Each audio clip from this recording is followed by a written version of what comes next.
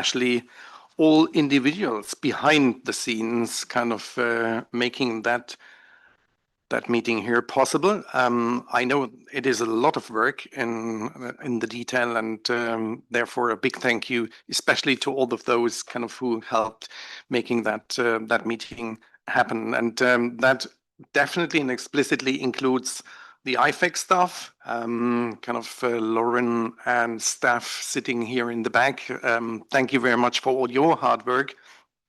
I think it's worth mentioning that Lauren kind of is here in Washington already since Friday, and you can imagine what that means. So a big thank you to kind of the two of you.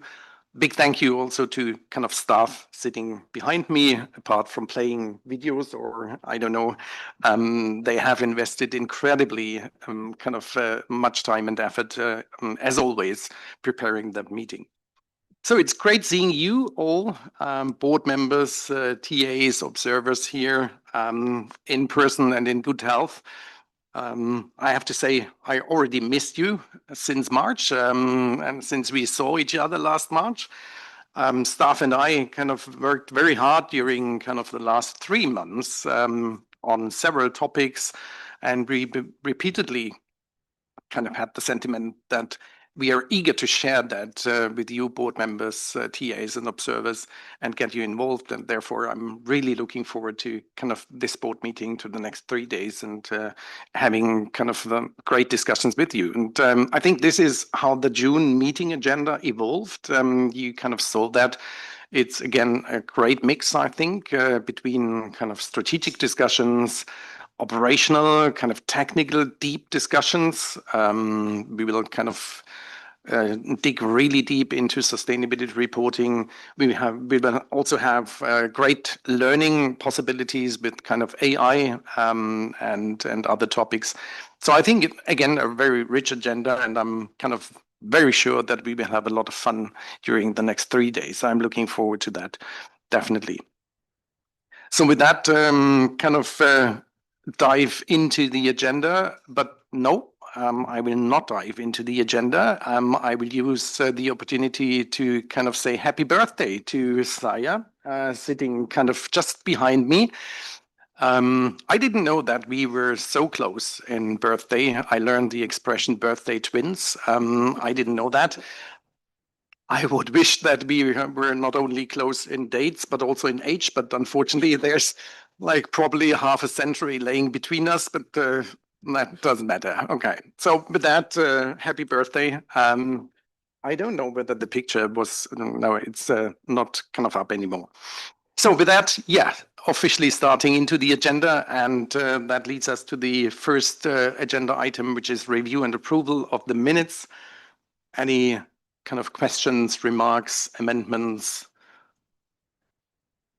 Okay, that's not the case. So I think we can kind of, with that, take the minutes as approved. And that leads me to the next point, which is the CAG update. But before we start into that, just want to mention that yesterday Fabienne was re-elected as the CAG chair for her second term. So big congratulations to that.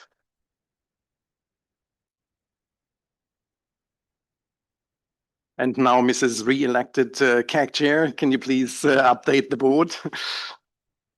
Thank you, Thomas, and I must say I'm very honoured to be able to continue serving the CAG, the public interest on the IPSASB for the next 3 years. Thank you to CAG members for re-electing me. So yes, CAG update from yesterday. So we indeed had an intense day, starting with our implementation session on an emerging issue that the board discussed in March, which is artificial intelligence and its use in the public sector, and more specifically in the accrual accounting space. We heard from Alex about how AI is designed in Brazil to help citizens understanding financial and budgetary information. Then Andrew walked us through how AI is used at university in South Africa, yes, to support education and training on accrual accounting. So Both presentations were highly compelling and inspiring, and they show how advanced the use of AI is in various jurisdictions. The presentations sparked a lot of questions, lively discussion, and a lot of experience sharing. On the technical front, we discussed climate-related disclosures on public policies, and more specifically, disclosure requirements related to shared responsibilities of public policies across multiple entities. Also, with respect to financial implication disclosures within the strategy pillar, we provided input on the breadth of disclosure requirements and on the use of proportionality mechanisms to help mitigating the cost-benefit ratio.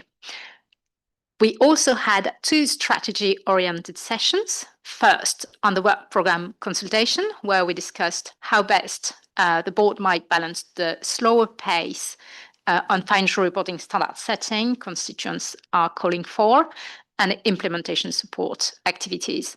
And lastly, we heard from you, Thomas and Eileen, about the evolving IPSASB space, and we provided inputs to advance the board's future strategy and how to best communicate its strategic evolution to stakeholders. So stay tuned for more to come at each specific session on the board's agenda. That's it from me. Thank you. Yeah, thank you, Fabienne, and a big thank you again to kind of the CAG members for the very valuable insights and discussion yesterday. I think that was really good, as I kind of wrote in my email, as a warm up for kind of all of us, and thanks in that kind of connection for kind of the attendance of board members. I think that is very much appreciated by the CAG as well, and I think that's a win-win situation for both sides, I would say. A big thank you to the 2 board members for their willingness to present in the CAG. Kind of said that already personally. I was absolutely amazed about kind of what you achieved, both Alex and Andrew. I think that was simply amazing. So thank you very much for that. So that leads us to the next point. And before we do the PTD report, I think we have some administrative updates from Euros. Thank you, Thomas. Thank you, everyone, for coming.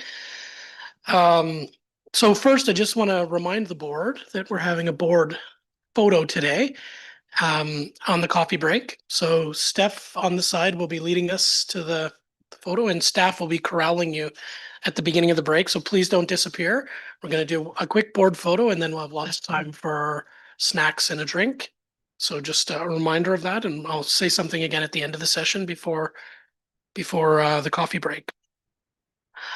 Moving into the PTD report, we'll do a full update on Friday or Thursday, as we normally do at the end of the meeting, reflecting on progress at the meeting. But there are a couple items in the report that I did want to highlight and some information.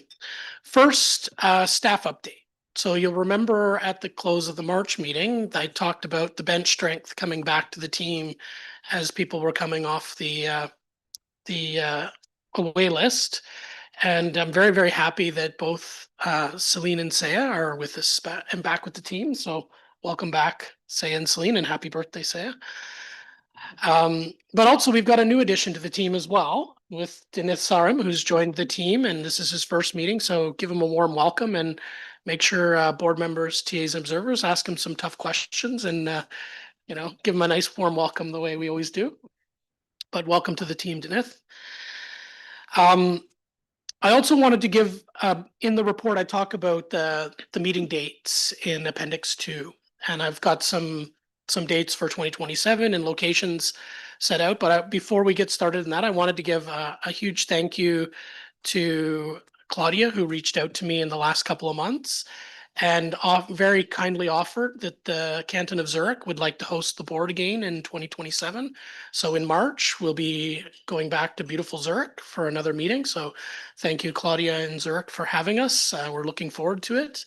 And Claudia has told me that there's a plan developing for an outreach event around that meeting as well. So we're very happy that the first meeting of 2027 will be in Switzerland. Another update on 2027 meetings, just so people can plan. The ADB that will be hosting our meeting in Asia in 2027 has confirmed that the December meeting will be in Thailand at the ADB regional office. And they've shared with us that the dates will need to be from Tuesday to Friday because Monday's a public holiday. So the CAG will be on December 7th, 2027, and the board will run from the 8th to the 10th, which is the Wednesday to Friday in 2027. So mark your calendars. I'll be updating the website with that information within the next couple of days. In the report, you'll also see information on recent publications and the work staff undertook to stagger the exposure periods versus the publication dates to make sure, one, we comply with due process and the periods for exposure, but also to try and give our constituents a bit of a opportunity to engage individually in each of the exposure drafts and respond in due course. There's a table in there that kind of sets that out. Not intending to have a discussion today, but just wanted to share that we've put that information in the report. And I just wanted to highlight one last point in the report on representation activities. One is a thank you for those members and TAs that have taken the time to share the representation activities on the report, and encouragement to others to please make sure to give us that information. It's very, very important that we keep track of that. We share it with the Public Interest Committee, and it shows the volume and quality of the outreach engagement collectively the board undertakes. So for those that we did record, we had 42 events in 17 countries with over 31 organizations, and I'm sure we've missed a couple. So you'll see an email each quarter come out with a new way to report that information very easily to just put in your event. And you can put in events that haven't happened at the time of the reporting as well that you intend to participate in. And if you have any questions, you can always reach out to me. So with that, that touches on the main items that I wanted to highlight in my report, but I'm also happy to take any questions, comments. Thank you. Thanks, Ross. Any questions regarding either admin or the PTD report?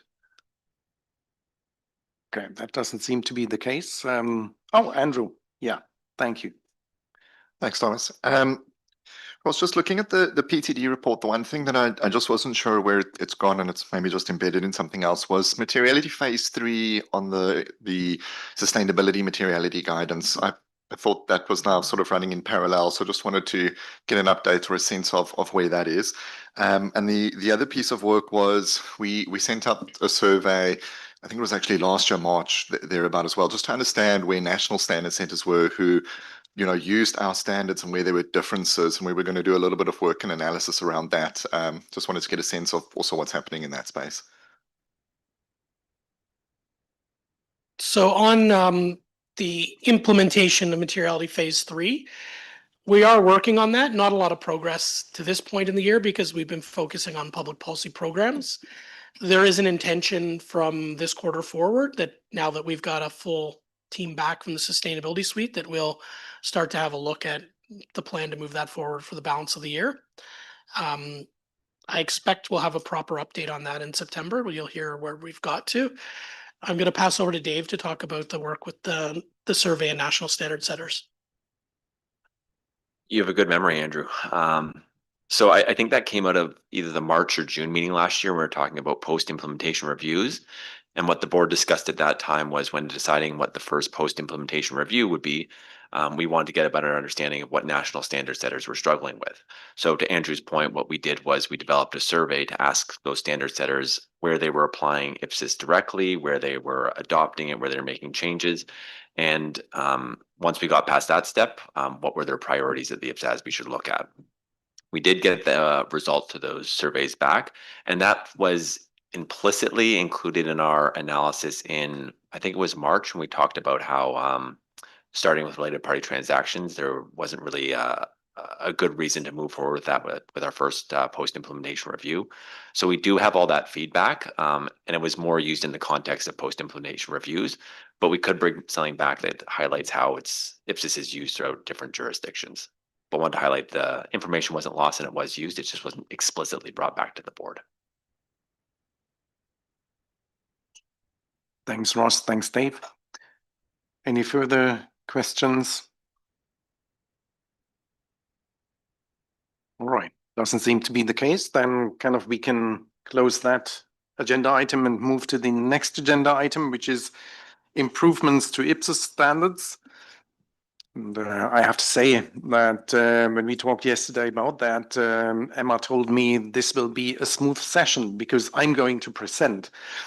I have to kind of say that that was a statement yesterday night after 1 or 2 pisco sours, but and potentially we will see that you kind of stand to this bold statement.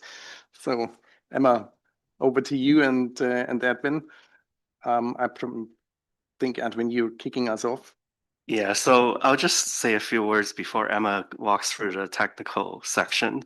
So just a reminder to the board, these improvements are minor amendments to IPSAS standards, and some of them are based on improvements to IFRS as presented or will be presented, but they also could include amendments to public sector specific IPSAS standards too. And Emma will talk a bit about that in the second item.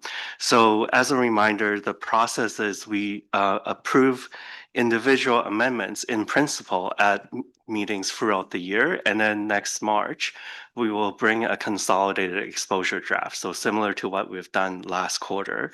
And that will be up for formal vote and approval in March for an exposure draft. And then we will issue that for consideration by constituents next year. And with that, I'll pass it over to Emma. Thank you, Edwin. So in this agenda item, we have 2 sets of minor improvements to IPSAS standards to align with the amendments to IFRS accounting standards that the ISB made in November 2025. In this first agenda item you see on the screen here, the amendments relate to the requirements for translation to a hyperinflationary presentation currency, which are applicable to IPSAS 4 and IPSAS 10. To provide a bit of the background information, the ISB received feedback from the IFRS Interpretation Committee that the requirements for translating from a non-hyperinflationary functional currency to a hyperinflationary presentation currency in IAS 21 did not always result in useful information, and also sometimes created diversity in practice. So before the amendments, an entity who's translating its financial statements from a non-hyperinflationary functional currency to a hyperinflationary presentation currency was required to translate assets and liabilities at the exchange rate on the date of the statement of financial position, and income and expenses at exchange rates on the dates, transaction dates. This would result in income and expenses not being expressed at as current measuring unit on reporting date, which would therefore reduce the usefulness of the information reported. Also, before the amendments, an entity who's translating its foreign operations financial statements from a non-hyperinflationary functional currency to a hyperinflationary presentation currency would first apply IAS 21, and then some entities would restate only income and expenses using the general price index in accordance with IAS 29. And while other entities restate all amounts, income and expenses, assets and liabilities using the general price index. This would therefore create diversity in accounting among these entities. So to respond to this, the ISB issued translation to hyperinflationary presentation currency amendments to IAS 21 in November 2025 to update the translation requirements. The amendments relate to the translation of the entity's own financial statements, as well as the financial statements of a foreign operation. So to give a little bit of a summary of the amendments, so now with the amendments, an entity who's translating its financial statements from a non-hyperinflationary functional currency to a hyperinflationary presentation currency is required to translate all amounts, assets, liabilities, income, and expenses, including comparative amounts, at the closing rate on the date of the statement of financial position. When the entity's presentation currency ceases to be hyperinflationary, it's now required to apply these requirements in IAS 21 that would be applicable to a situation then prospectively, meaning it doesn't need to restate the comparative amounts. Also, in this set of amendment, the IASB added an exception for entities who are translating financial statements of its foreign operation from a non-hyperinflationary functional currency to a hyperinflationary presentation currency. The entity doesn't need to restate the comparative amounts of its foreign operation using the closing rate, but would instead use the general price index in accordance with IAS 29. The amendments also added additional disclosure requirements that would require entities to disclose that it is applying the updated requirements. So these requirements to IAS 21 and IAS 29 are applicable to or relevant to IPSAS 4 and IPSAS 10. Sorry, before going to that, the IASB also made amendments to IAS 29, but these are only consequential amendments for consistency with IAS 21 because there are references in IAS 29 to the paragraphs in IAS 21 that are being amended. These amendments are relevant to the public sector because hyperinflation and translation into a hyperinflationary currency is a economic phenomenon that would apply to both the public and private sector. And IPSAS 4 is generally aligned with IAS 21. Staff, before the meeting, staff received some comments from a member that suggest that translation into a hyperinflationary currency amendments for translation to hyperinflationary presentation currency might be unnecessary because this is quite uncommon in the public sector. So staff want to note that when we're assessing whether or not to align with the amendments to IFRS accounting standards, we assess the relevance of the amendments to the public sector, as well as whether the amended IFRS accounting standards is aligned with the relevant IPSAS standard.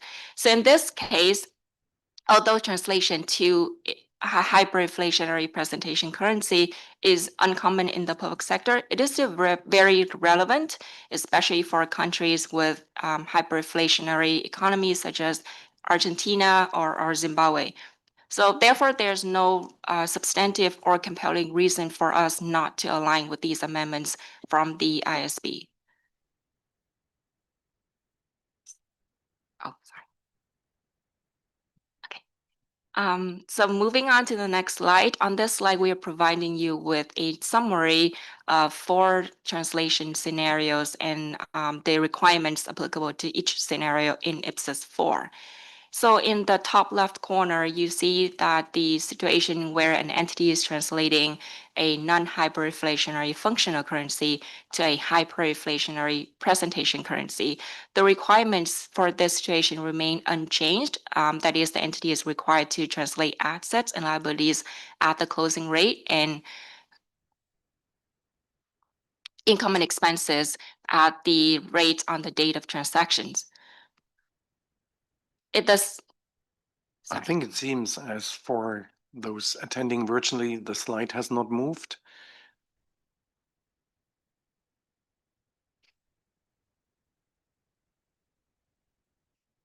Okay. Okay. So there's just a little bit of a delay, obviously. Okay, so move on. Thank you. So for the second scenario, still on the left column, so when an entity is translating its non-hyperinflationary functional currency to a hyperinflationary presentation currency, these requirements would be changed by the proposed amendments presented in previous slide. The third situation is when an entity is translating hyperinflationary functional currency to a non-hyperinflationary presentation currency. the requirements for this situation remains unchanged. That is, all amounts are translated at closing rate, and comparative amounts are the amounts presented as current year amounts in prior year financial statements, meaning that they are not being adjusted for changes in price level or exchange rates. And the last situation is when an entity is translating its hyperinflationary functional currency to a different hyperinflationary presentation currency.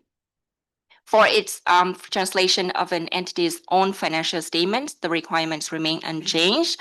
That is, all amounts are translated at closing rate. But if you recall from previous slide, the ISB added an exception for entities with hyperinflationary functional and presentation currency, but is translating its foreign operation financial statement into a hyperinflationary presentation currency. The entity would restate the comparative amounts of the foreign operations using the general price index in accordance with IPSAS 10. With this, staff recommend the ISB amend IPSAS 4 and IPSAS 10, IPSAS 4 for translation into a hyperinflationary presentation currency, and IPSAS 10 for consequential amendments for consistency with IPSAS 4. Pass it back to you. All right, thanks, Emma. Sounds really complicated, right? And might be not completely irrelevant, but not very prevalent situations as well, I guess. But are there any questions to Emma? That point, I think we will do the page flip then after. Yeah, I see that. We will do the page flip at the very end, right? Okay, not now, but at the very end. So Karen, please. Thank you, Chair. I confess I was certainly a member who asked the question about whether how important this was in terms of relevance, because I was struggling to think for a government entity where their functional and presentation currencies would be Karen, different. can you speak up a little bit? Sorry. So I couldn't immediately think, based on my own knowledge, about where a functional and presentation currency would be different for a government, for governments. What I wasn't sure about is to what extent governments have overseas operations that might be an issue. The reason why I raise this is, whilst I've got no problem with the amendments that the ISB has made, our literature is already quite thick. Just being clear about, if we're going to add this in, that this will add to our literature, and really just making sure that that balance is right in terms of the extent to which it will be used. So I don't have a problem with what the ISB have said. I think I just wanted to challenge ourselves to make sure that we were confident that it was relevant for the sector, and we're not changing things for them when they're trying to roll it out. Thank you, Karen. Ross. Thanks, Karen, for that question. I think, we do have the standard in our suite of literature already, and it is an improvement. So the real challenge we get is where we don't keep up to date with the IFRS when we have an aligned standard, and then people ask the question why. And I think this is pretty straightforward amendment to guidance we already have. If it is applicable, it's helpful to be aligned with the private sector. So I think the real question is, if we're going to continue to have this standard, which is applicable in some jurisdictions, even if it might be rare, that we do keep it up to date with the underlying IFRSs. And, there's not a good public sector reason not to take this forward. So that's kind of our position on this. Thanks, Ross, for making that point. Andrew?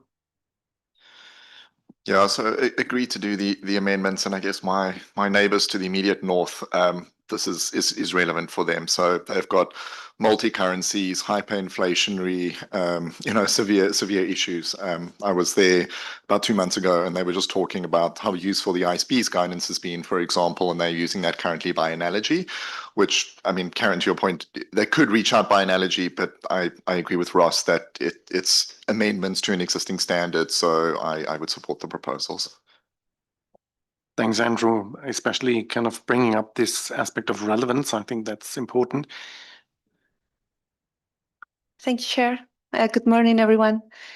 First, thank you for propose this amendment to the IPSAS 4 and adjust IPSAS 10, because yesterday in the CAC meeting, I had the message that the importance to inspire new jurisdictions to adopt and to implement IPSAS.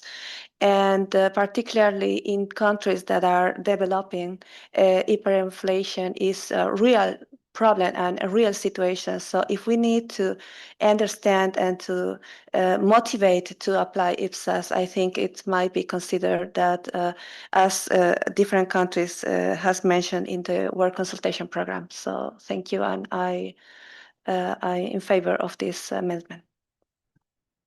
Thank you very much, Judith, for bringing the aspect of developing countries and the relevance for them. Further, Alex, I was waiting for you. Thank you, Chair. First of all, congratulations for the staff, Emma and Edwin, for the proposal. I support the proposal, and I want to make some suggestions to improvement to the proposal. I don't know if it's possible. At IPSAS 4, after reading the proposal, I think it is important to add some disclosures requirement. For example, the inflation index applied. It's interesting to understand what is that index. And another suggestion is related to general price index used too. And the reason that support the conclusion that the presentation currency is or has ceased to be hyperinflationary, and the quantitative impact of applying paragraph 47A on net assets and financial performance. I think those suggestions could be make some improvements at the proposal. And that IPSAS 10, I think is important to add some implementation guidance or an illustrative example covering, for example, identification of a hyperinflationary presentation currency, how people deal with that. Determination of when hyperinflationary inflation ceases, and practical application of paragraph 47A and 47B. I think that those are suggestions for the staff. Thank you. Thank you, Alex, for making these proposals and for undertaking the effort to think about it. I think Ross, that's an immediate reaction, kind of leading over to Ross in a second. But I think Ross kind of mentioned the importance of staying aligned with IFRS. I think that probably kind of would again lead to misalignment if we kind of follow their kind of changes, but then add another changes or additional changes. I think we probably would not kind of achieve what we want to have aligned standards. I think that's different for illustrative examples, implementation guidance. I think we are kind of more flexible in that. But when it comes to kind of adding additional disclosures, I think then probably we are kind of, again, deviating from IFRS, but kind of going over to Ross and then Dina. Yeah, thanks, Thomas. You're very much in line with where I was going to go. It's just maybe 2 points to emphasize that. So it is improvements. So we're looking for minor consequential amendments, not major rethinks of new standards and additional changes we would make. And kind of our principle in improvements is if the improvement is applicable in the public sector, we public sectorize that improvement, we bring it in to the extent possible. But we don't look to add additional principles or guidance unless we can think of a real public sector reason to go further in improvements. If we think a broader project is needed from a work program consultation or whatnot, we need to rethink it. There's more that needs to be thought about. We tend to do that in a separate future project.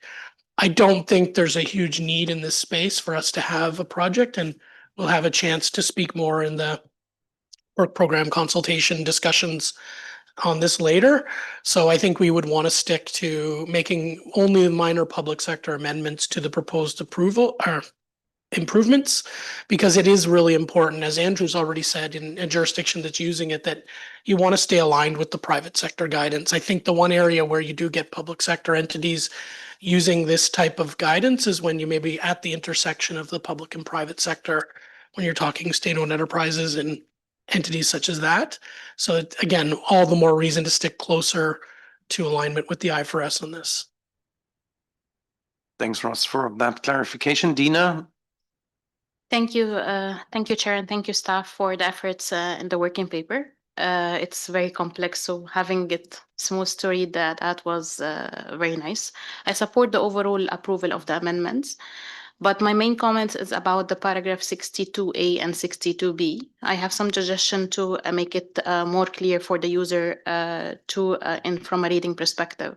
So in paragraph 62A, the paragraph clearly states the transition method, but it doesn't clearly explain the effect on the method on the comparative. So for the user or the primary user reading the financials, it's quite difficult to understand from a comparability perspective and trend analysis. So I suggest adding a sentence clarifying the comparative amount in the current financial statement that have differ from those previously reported for the same periods, that has been retranslated at the most recent closing rate. In addition, for paragraph 62B, where an entity has multiple foreign operations back to current point, for example, in our region, there is a lot of souvenir groups and fund operating across several jurisdictions. So, which is very common within our region. We see it a lot with the entities. So it would be helpful if staff can clarify how the summarized financial information part is expected to be presented. In particular, are their materiality and aggregation principle will be sufficient or no? Last comment is related to the content itself is heavy for readers from a standard perspective. If we have an application matrix within the implication working paper, it would be very helpful user to read it and understand the scenarios and what treatment they can go with. I think this will be very helpful from an implementation perspective and avoid any confusions. Thank you. No, thanks, Dina, for that very helpful proposal. I think kind of outlining and visualizing kind of what are scenarios where kind of that becomes applicable and relevant definitely would be very helpful. Regarding adding kind of additional text to the paragraphs, I think the reaction would be the same, like for kind of Alex's proposal. Hesitant to do that in the mandatory sections. Kind of happy, kind of if you want to kind of liaise with Dave and Emma and Edwin afterwards, where that could be added somewhere else, but not in the mandatory text. So with that, Dave, I saw you kind of put down your flag. Alex, are you kind of, do you want to come in again? Yes, just to add some information. I understood the necessity of we have aligned with the IFRS, and so I suggest for these or in another part of the standard, I think could be clarified to make the standard more understandable. So the staff, I think, would be 100%. Thank you, Alex. And I think again, if you could kind of align offline with kind of staff, and then we can kind of see where that could be positioned and what exactly you have in mind. All right, with that, I think we can move on to the next topic. Edwin, are you in charge or am I again? Okay. Sorry, me again. Yes. Thank you, all members, for the comments you have on the previous set of amendments. Moving on to the second set. So these amendments relate to the requirements for disclosures about uncertainties in the financial statements. These amendments are only proposing examples to add to the implementation guidance of the relevant IPSAS standards. So again, to provide you with a bit of background information on why the ISB developed these amendments. So back in 2021, the ISB received feedback from stakeholders that the information about the effects of climate-related risks in the financial statements was sometimes insufficient or is different than what the information reported outside of the financial statements. To respond to these concerns, the ISB added to its work plan a project to explore options to improve the reporting of information, reporting of the effects of climate-related risks in the financial statements. So at this stage, the exposure draft was titled Climate-Related and Other Uncertainties in the Financial Statements.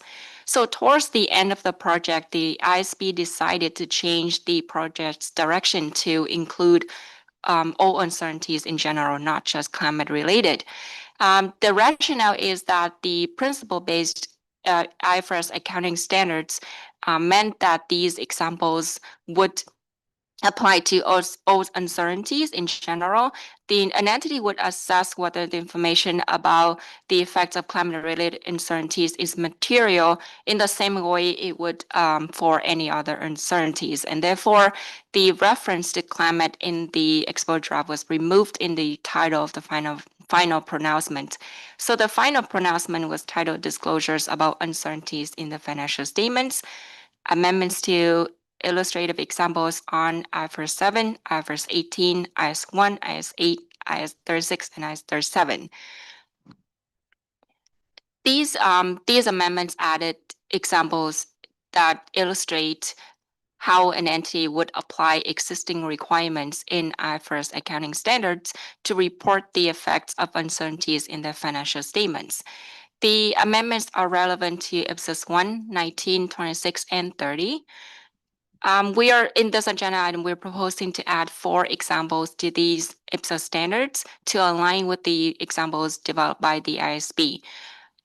We also want to note that we received some requests to the work program consultation that there's a need for a public sector specific examples on this subject to add to IPSAS standards.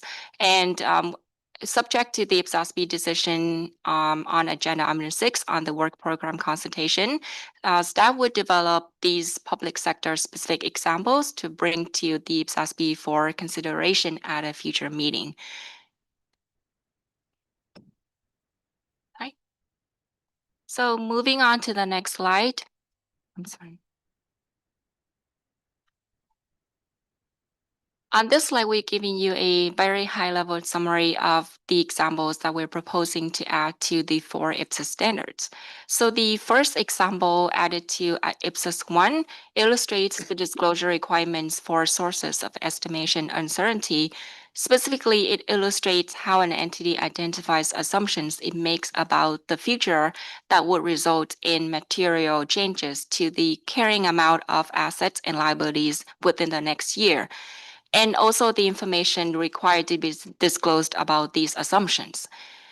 If the example added to IPSAS 19 illustrates how an entity discloses information about uncertainties related to the amount and timing of outflows required to settle plant decommissioning and site restoration obligations, including a situation in which the information about the obligation is material, even though the effect of the obligation on the related provision is immaterial. The example added to IPSAS 26 illustrates the disclosure requirements for estimates used for impairment testing of goodwill and intangible assets with indefinite useful lives. Specifically, it illustrates how an entity discloses information about the key assumptions used to determine the recoverable amount of a cash generating unit. This example developed by the ISB would be added to IPSAS 26, but as I mentioned in previous slide, when we are developing the public sector, subject to the IPSASB decision, when we develop the public sector specific examples, we will develop an example add to add to IPSAS 21, impairment of non-cash generating unit. And the last example added to IPSAS 30 illustrates the credit risk disclosure requirements in the standard. Specifically, it illustrates what information an entity needs to disclose about the effects of certain risks on its credit risk exposure and credit risk management practices, including how these practices relate to the recognition and measurement of the expected credit losses. So I also want to note that there are several examples in this set of amendments from the IASB that are not be considered as part of this project. So these examples are added to IFRS 18 and IAS 8. And as the IPSASB is developing a new standard to replace IPSAS 1, that it will be aligned with IFRS 18 as part of the presentation of financial statement project that Eileen is leading. These examples would better be considered as part of that project. There is also one example added to IS 1 by the IASB that illustrates the requirements in paragraph 31 of this standard, but this paragraph was significantly amended by disclosure initiatives, amendments to IS 1 issued by the IASB in 2014, and therefore, again, this example would better be considered as part of the presentation of financial statement project. And I also want to note that these examples would be added to the implementation guidance section of the IPSAS standards, and therefore they are not authoritative and would not have an effective date or transition requirements. And with that, staff recommendation to the IPSASB is to amend IPSAS 1, 19, 26, and 30 to add these to add these examples on reporting the effects of uncertainties in the financial statements. Thank you, and I'll pass it back to the chair. Yeah, thank you. Thank you, Emma. I think that was important to clarify that this is not amending the mandatory text or the authoritative text, but the examples. Any reactions? Any comments regarding that? Claudia. Thank you. I understood from what Emma has presented was that we will expect in the future to have illustrated guidance for the public sector topics. I'm wondering if in the proposal we have, for example, for IPSAS 1, we are talking just about the cash generating units in their disclosures requirements. The majority of the assets in the public sector are not cash generating units. So I'm struggling if you would need to add the illustrated guidance proposal for IPSAS 1 for including also the non-cash generating units asset. What is the impact for them as well in this guidance? Because we have public sectorized normally our requirements, and the same is I'm not sure if our stakeholders would understand if we just send them IPSAS 26 amendments, which based on also cash generating units, and ignore and say we will later on, we don't know at what time, then have an amendment to IPSAS 21. So I believe we need to present the stakeholders the whole package of this disclosure uncertainties about the impacts also on our own public sector standards. Thanks, Claudia. I see nodding from kind of the left side of the table. Edwin, Emma, Dave. Yeah, so I was going to say, our plan is once we get the go-ahead in agenda item 6, we will start developing the public sector specific examples. So that will be included in next year's March ED, which would have everything. Yeah. So I think that responds to kind of the whole package issue which you brought up, Claudia. Thank you. Angela? Thank you, Chair. And I think it's just the same point to clarify, these proposals would be packaged up next year with the public sectorized version. I just wanted to clarify that because I had the same point as Claudia. I think from a stakeholder perspective, it needs to be packaged up because it is very cash generating unit focus. So that's helpful. The only other challenge I do have is seeing them separately. So are we expected to effectively approve these today, and then it's hard to approve these in isolation without seeing the package? Dave. So Claudia, Angela, it sounds like you're pretty clear on agenda item 6 and this agenda item, but I just want to make sure all members are on the same page. So Emma touched on this, but in response to the work program consultation on the financial reporting SMC, one of the themes that came back is that the board should do some work on uncertainties in financial statements. Part of it is aligned with this right here, and the other comment we received is we should public sectorize that. So we should add some public sector examples. So this component of the project, as Claudia rightly pointed out, this is the alignment with the IFRS guidance. What we're looking for here is for you to approve these in principle. And as a few members have pointed out, this will all go out next March when we approve the final improvements exposure draft. But what we're going to discuss tomorrow with the entire board in breakout groups is whether we should go ahead with the public sector specific examples. So I suspect the board will say yes, but that decision hasn't been made yet. If the board decides to add some public sector examples, the board can decide how to do that. But what I suspected we would do is we would consolidate those all together and put them all out in the exposure draft next March. So what we're asking for here specifically is for you to approve in principle the IFRS aligned examples. And then if we decide tomorrow to move ahead with the public sector examples, you'll see those all together again in March, probably an earlier iteration before that. Thanks, Dave. So to be kind of very clear, we are not voting today. I think what we do is to do the page flip, kind of receive your comments, and then you kind of see the whole package back in March, or kind of then in March, and then we are doing the vote, right? If you see all of it together. All right. Karen.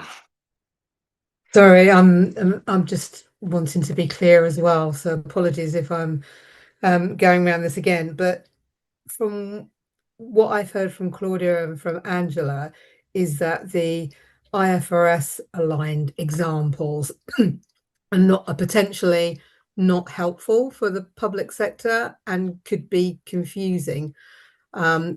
Maybe I'm exaggerating that, but I think that's what I heard.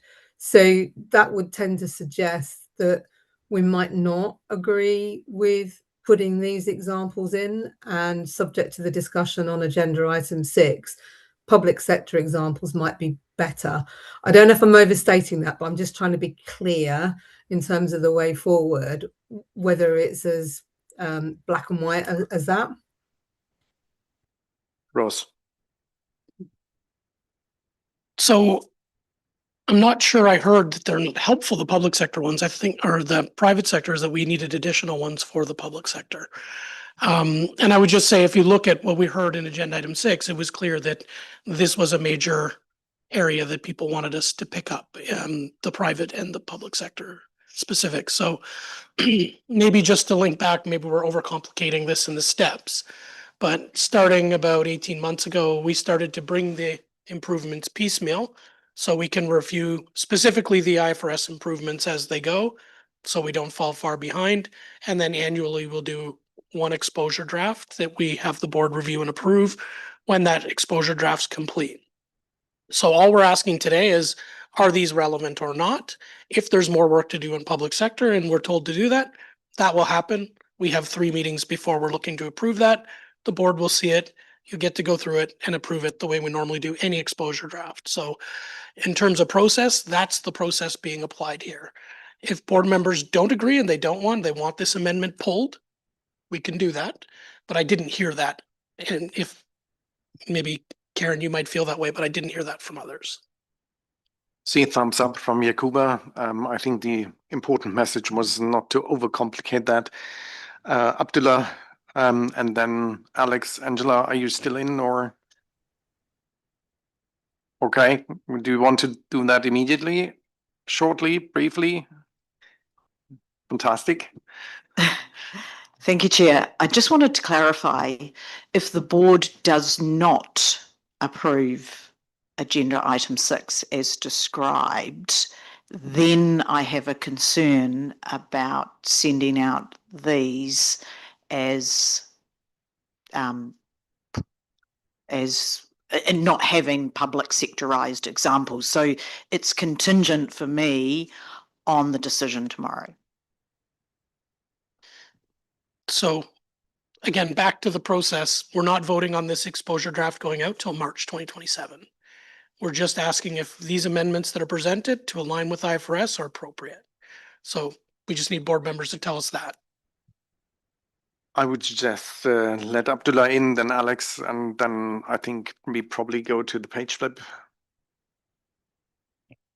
Thank you, Chair. Thank you, Emma.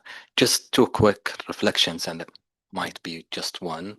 The first, I agree with the proposed updates, and not to complicate this, it's just to add more examples, because I saw the examples in here. They are more climate-focused examples, and we could just have something related to other risks and that is applicable to financial data, which is similar pandemics, financial crisis, and definitely the geopolitical tensions. Other than this, I'm in agreement with the proposed updates, and this is logical to have, and this is one of the pillars of our strategy to align with IFRS. And that is one. Second, just I know this is going to go into an editorial work, but we picked a couple of editorials that need to be done. Thank you. Thanks, Abdullah. That's helpful. If you could kind of clarify that one to one. Alex, and then Ross. Thank you, Chair. I want to support the observations made by Angela and Claudia, because it was my feeling when I was reading the material. I understand what Ross said, but I think it probably will be necessary to add some public sector information at the propose. Thank you. Thank you, Alex. Ross? So just a point to clarify for one of Abdullah's points, they are focused on climate because these amendments the ISB made were in reaction to S1 and S2 being published, and that there was a need for clarification in the guidance and IFRS financial reporting standards. So that was the board's reaction to that. Thank you, Ross. I saw Yakuba raising his hand. Thank you, Chair. Reflecting on what other members said, when it comes to me, when I look at the example, to me, those examples are also relevant for some of the public sector entities. Maybe we need more examples to cover all the spectrum, but what I saw in the paper are relevant to the public sector, certain public sector entities as well. So to me, we don't need to complicate it. We need to move forward. And then we had more example when it comes to specific public sector entities. Thank you. Thanks, Yakuba. Judith, then Renee. Thank you, Chair. I was wondering about the integration between standards. So as a preparer, we know some of our uncertainties are climate related. So how could these examples could dialogue with SRS1 or maybe other standards we have? Because as a preparer, if it's not connected, it's difficult to implement. So maybe some information of obtained of SRS1 could be an input to identify an uncertainty, and sometimes an uncertainty could be an input for a present SRS1. So I could propose to make this link between the examples too. Thank you. Yeah, very good point to use the examples to kind of showcase the integration and the linkages between the two reporting frameworks. Renee? Yes, thank you, Chair. I don't know if we're overcomplicating it by having a subject to item decision of the board for item 6 because, and you explained it well, Ross, in the first item. But when we do those types of projects, right, improvement project, we will consider if there is a need for additional public sectorization of those changes. So it seems that within the context of this project and the way we do improvements, we would already be according to our procedures to just go ahead and decide right away that we need public sector examples. And I think other board members made that point very clear. So I would be comfortable that we actually make that decision right away. And I think it would remove this uncertainty that Angela raised, and not have it subject to our conversation later this week. We can just tell constituents as part of the work on the consultation on the work program that we're already addressing it. Yeah, thanks, Renee. And I think that's my view as well. I think I heard clearly that kind of the development of public sector specific examples is planned and will be added. And then I think we can look at that in its totality. So any further comments if that's not the case? Ross. So I'd propose where we are that we don't do the page flip, that members share any comments they have on those specifics, and we'll take it away. And assuming we don't get to a different place in item 6, we'll bring back these improvements again with the additional public sector examples at a future meeting. Renee, last remark between you and coffee break then? Yes, very, very quickly. You say in this paper that the IASB's example are modified for the public sector. So maybe in the next version, if you have already modified them, maybe the modification can be highlighted, because right now everything is red line. So that's just a procedural approach. Thanks, Renee. That's helpful. So with that, I think good proposal. Our kind of page-by-page expert, Dave, will get a break, so will not be used and utilized this time. That means we break for coffee, and staff is already standing there. Ross, do you want to come in and give some clarifications? Yep. Just to make sure all members walk together and don't start getting pulled into conversations, we're going to go and do a very fast photo, and I'm going to ask all staff to come as well, because we're going to do a staff photo after. That includes you, Alex. You're not a staff member, but we are going to include you in a photo we're going to do. So don't discuss examples now and discuss them later over coffee, please.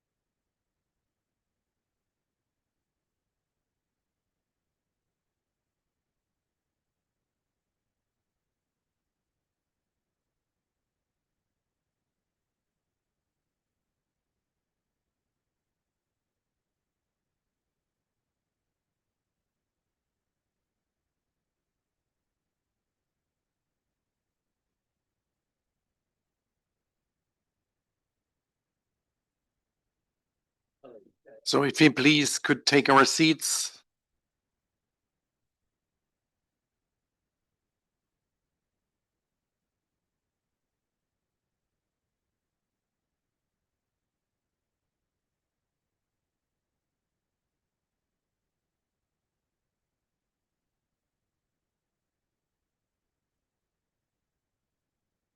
So sorry for being a little bit pushy, but given the fact that kind of we will have IMF representatives coming at 12:30, I think we should start in time in order to kind of make effective use of the hour we have.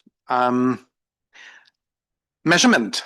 After that already promising start with agenda item 3, I'm really looking forward to this agenda item now. Just want to kind of make some introductory remarks regarding that agenda item, and we will kind of dig deeper and dive deeper in the presentation. As kind of we all know, we currently have an inconsistency regarding the measurement of assets held for operational capacity, and the board in the past already made a proposal how to solve this issue that was laid out in ED90. So stakeholder feedback was received and discussed in detail in June 2025, and the board did not hear anything really new that it had not already considered. So based on that feedback, the board decided in December 2025 that measurement of intangibles at COV is consistent with the measurement guidance in the conceptual framework and IPSAS 46, so the measurement framework in general. And in March 2026, then the board decided that COV was also practically applicable to intangibles and instructed staff to develop guidance how to apply COV for IPSAS 31.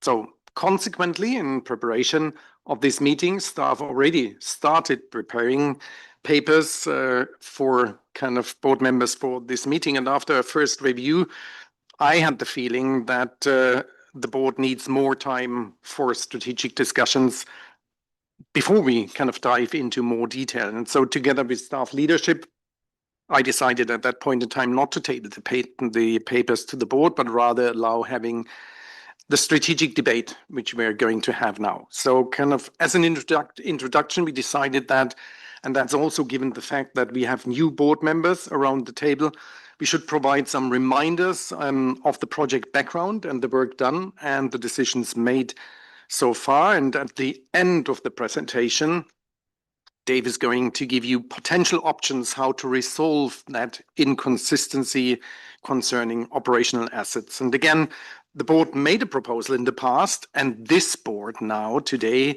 kind of now has to decide whether it confirms the decision it already made or whether it wants to deviate and wants to change that decision it already made. And I think that's going back to Karen's point in the closed session earlier. So again, this is an open discussion. Kind of neither staff nor I have any preference. This is kind of your decision. And it is important that everybody gets heard. But it's equally important, I want to emphasize that again, that the board at the end of this session or tomorrow, but at the end of this board meeting at least, makes a strategic decision in which direction to go. And so I will ask the board kind of at the end of the debate, either today or tomorrow, to vote for the options to move forward. And in order to enable that decision, I would really like to ask the board members to stay focused on what do we try to solve today and not to distract discussions kind of by opening it for other measurement issues which are not up for debate today, right? So with that, just jumping into the presentation, and I don't know who has the clicker. Oh, okay, it's hidden here. So that's what we kind of want to cover with you today. Just kind of two very brief slides as an introduction after the introduction, actually. Then kind of Dave wants to illustrate the project background before we come to the project components in more detail, talk about the conceptual framework and IPSAS 46, in other words, the measurement framework as a whole.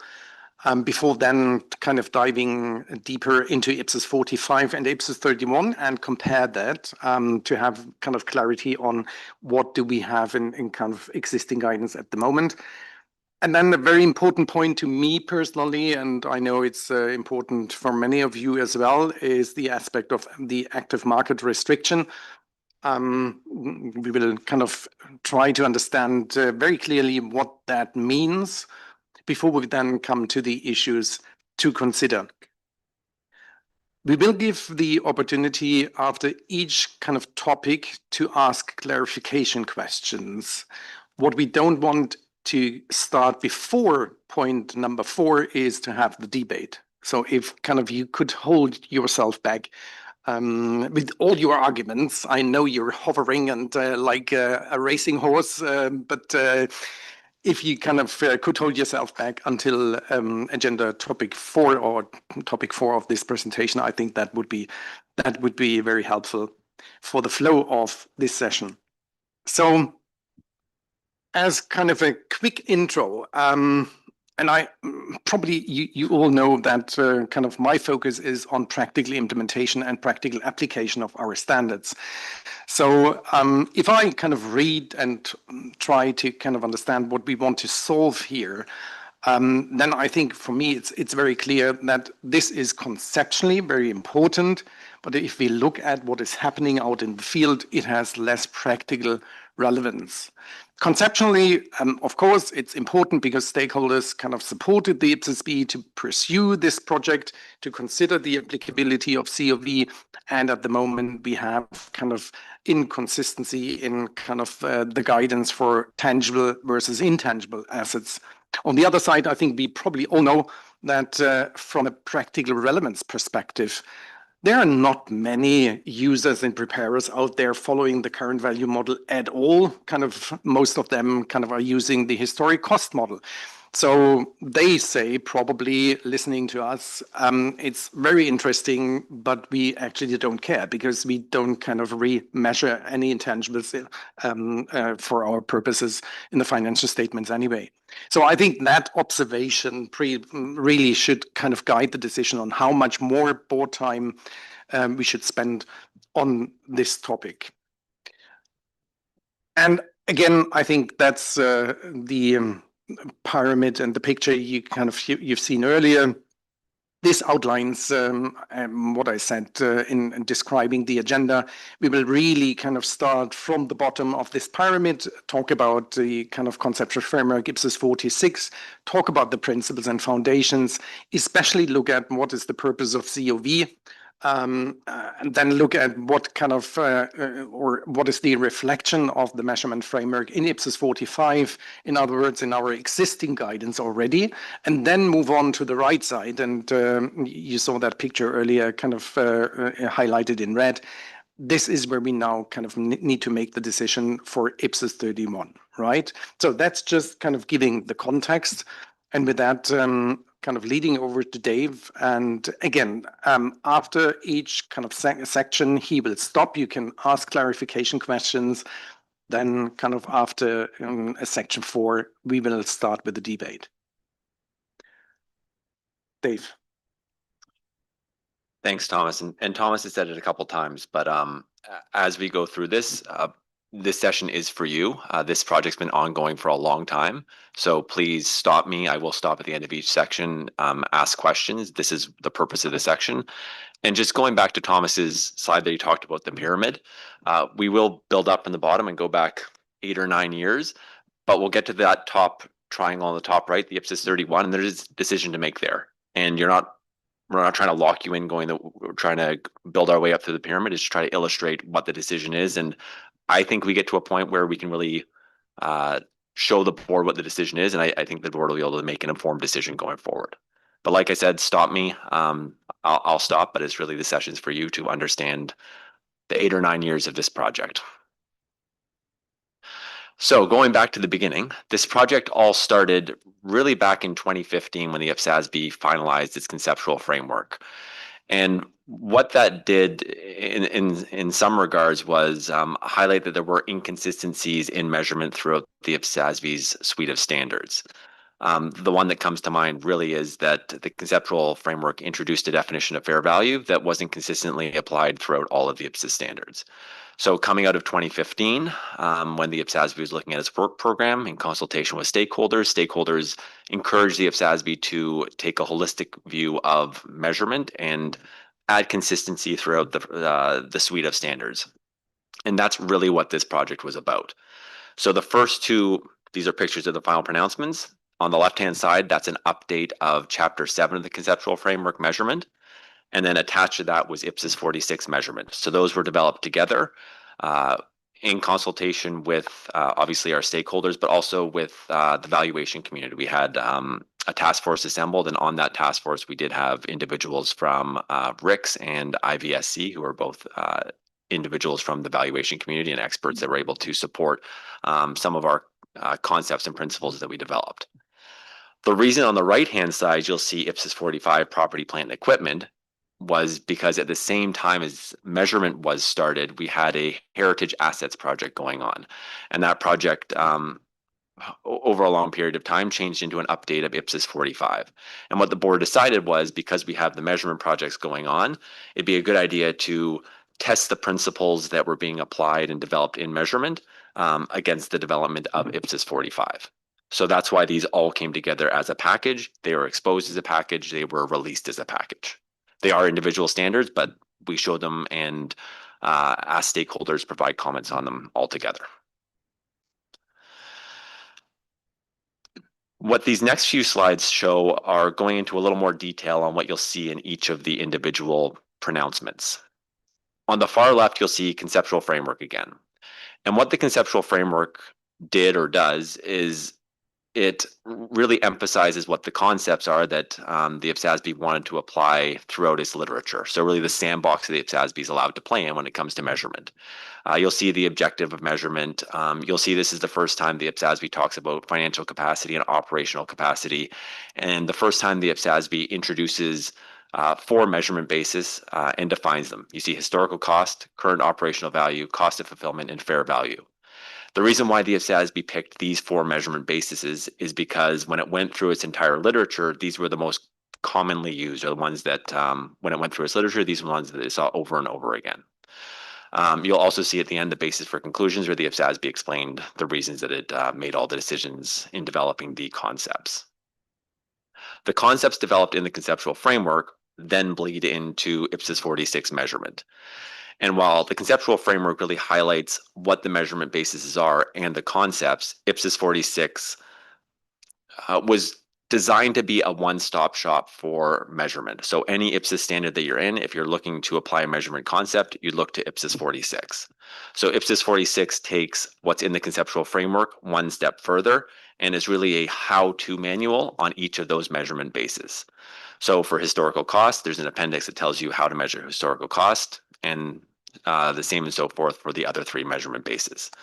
What's really important about IPSAS 46 that sometimes gets forgotten about is that the IPSASB spent a long time developing an appendix talking about how preparers and accountants aren't expected to be experts in measurement. There's detailed guidance on how to consult with your valuation experts, what the preparers are expected to know, and what the valuation experts are expected to do when they're doing valuations. So we took a lot of time doing that because it was important, and the board thought it was important to highlight that the challenges around measurement of specific assets and liabilities is outside of the scope of the normal day-to-day of what a preparer or an accountant is expected to know. So if IPSAS 46 is your how-to, what the far right, sorry, I should have used the animations, the far right is the other IPSAS. So this is every other IPSAS in the IPSAS suite of standards. And what I said IPSAS 46 was a one-stop shop. And what that meant was that the IPSASB was able to pull measurement guidance from other IPSAS standards and consolidate it all in IPSAS 46. So if you go to 46, it tells you how to apply fair value, for example. If you go to IPSAS 41, financial instruments, it will tell you which measurement bases you can use. So you can use amortized cost or fair value. It doesn't provide much more guidance than that. If you want to know how to apply them, you have to go back to IPSAS 46. That brings us to phase 2 of the project. So in March 2023, the IPSASB approved all these 3 pronouncements. And on approval, what the IPSASB decided was, okay, we've done our conceptual framework, we've done our IPSAS 46, and we've put current operational value, which was a public sector measurement basis that I'll describe in a little more detail in the next few slides. We've developed all this, and we put it into IPSAS 45 property, plant, equipment. But what the board decided was we want to test, or not test, we want to determine whether current operational value should be applied in other IPSAS standards. So what the IPSASB decided to do was begin a phase 2 of the project where we'd go standard by standard and determine any standards that were asset or provided guidance on assets, and then determine whether current operational value was a relevant measurement basis for those standards. There's a little more in phase 2 and what was ultimately proposed in ED 90. So you'll see in this gray box on the bottom left of the slide, part 1 was IPSAS 12 inventories and IPSAS 31 intangible assets.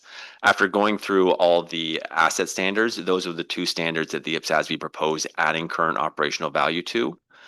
On the right, part 2, the IPSASB looked at IPSAS 21. That's the impairment of non-cash generating units. The IPSASB decided that COV was relevant there as well. Part 3 was an improvements project that the IPSASB decided to add into this phase of the measurement project to make sure it was a holistic view for constituents. And then part 4 was all the disclosure requirements that were proposed in IPSAS 46. The IPSASB went through and cleaned those up as part of this project so they were easier to comprehend. The one thing to note on phase 2, and you'll see this in the bottom right of the slide in the purple box, Part 1, Part 3, and Part 4 were strongly supported by stakeholders. So in June of 2025, the IPSASB approved a final pronouncement.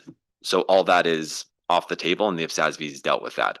Part 2 was where we had mixed, sorry, I messed that up. Part 2, Part 3, Part 4, and IPSAS 12 of Part 1, that was all strongly approved or strongly supported. So the IPSASB approved a final pronouncement last June. That little box in the middle, IPSAS 31, that's where the IPSASB received mixed feedback.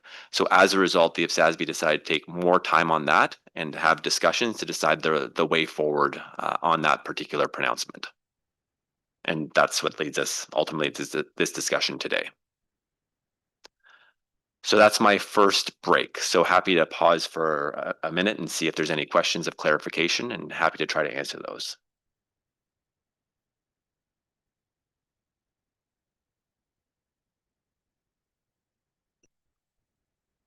Next, I'll move into individual components, and this is where you'll see the pyramid that Thomas had earlier in the slides. They'll be in the top corner, so you'll see exactly where we are. But we'll start with the conceptual framework. What Chapter 7 of the conceptual framework does is, like I said, it introduced 4 measurement bases. The 2 that we're worried about today are fair value and current operational value. Chapter 7 only really defines and provides some high-level concepts of these 2 of the measurement basis. In this case, fair value is the price that would be received to sell an asset in an orderly transaction between market participants at the measurement date. And then current operational value is the amount an entity would pay for the remaining service potential of an asset at the measurement date. So what's really important to note between the difference between these 2 definitions is fair value is how much an entity could receive to sell an asset to the market, versus current operational value is how much an entity would pay to buy an asset. So for example, if I had a car, for fair value, I'd be trying to determine how much I could sell it, but not just to anyone. It would be to all 18 members of the board, the market itself. Whereas for current operational value, if I'm trying to determine the current operational value of that car, it'd be how much could I buy the car? And it's not necessarily from all 18 members, it's how much, what's the value to me? Now, you might say in the instance of a car, in the example of a car, there might not be much difference between fair value and current operational value. And the board at the time agreed with that. In general, the board thought the more specialized the asset was, the more likely there was a bigger difference between fair value and current operational value. So another example might be a school. So a school at the end of the day is just a building. If I'm looking to sell that school, I would look at the school as the building and how much could I sell the building for? How much could I sell the building for to these 18 members of the board? But if I'm trying to determine current operational value, it's what's the value of the school to the entity operating as a school. And that is likely different than the value of the building itself, because another entity might come in and take the school and turn it into a retirement center or a daycare, or might use it for some other purpose. And that likely has a different value than operating it as a school. And that was the real crux of what the IPSASB was trying to do with current operational value.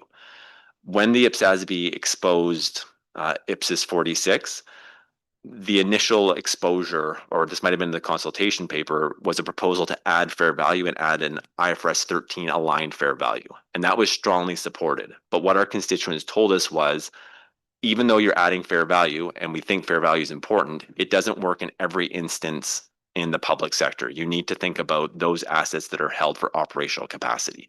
So that was the issue the IPSASB was trying to address with current operational value and ultimately with IPSAS 46. I touched on this a little, but what Chapter 7 highlights, and this is the first time it's introduced in our literature, is the idea of financial capacity and operational capacity. And what Chapter 7 introduces for the first time is that fair value is designed in our literature for assets held for financial capacity, and then current operational value is designed for assets held for operational capacity. So we've moved a little bit out of the conceptual framework, and now I'm up into IPSAS 46. And what this slide highlights is broadly the different principles that exist between fair value and current operational value. And from my perspective, at least, I really think the first one, maybe the first two, are what drive the rest of the differences. And this really comes back to the example I gave on the school, and whether you're trying to determine the value based on its highest and best use, or what's the value to the market, versus current operational value, which is its value in the use to the entity. And that drives, on the left-hand side, fair value. When you're in highest and best use, it means you're trying to determine what the value is to the rest of the market. You're looking at an exit value. How much would it be for me to sell the asset? And like I said, it's market-based assumptions, and it's focusing on exchangeability. On the right-hand side, when I'm looking at what the value of that school is to me, so its value in its current use, that becomes an entity-specific measure. So again, what's the value to me? You're looking at an entity value, you're looking at the operational capacity of the school, and then you're focusing on the service capacity of the asset. I'll emphasize this again. COV is not trying to estimate what the market would pay. It's trying to estimate what the value is to the specific entity. I'll stop again.